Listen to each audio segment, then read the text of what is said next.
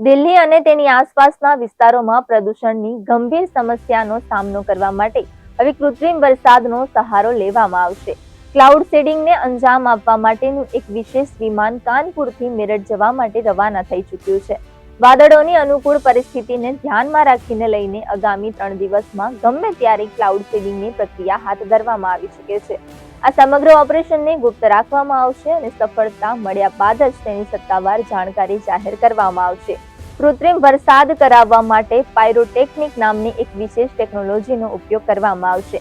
આ માટે ખાસ તૈયાર કરાયેલા વિમાનના બંને પાંખોની નીચે 8 થી 10 પાયરોટેકનિક ફ્લાયર્સ લગાવવામાં આવ્યા છે. જ્યારે વિમાન વાદળોની નીચે પહોંચશે ત્યારે તેમાં રહેલા બટનને દબાવીને આ પોકેટમાં રાખેલા કેમિકલ્સને બ્લાસ્ટ કરવામાં આવશે.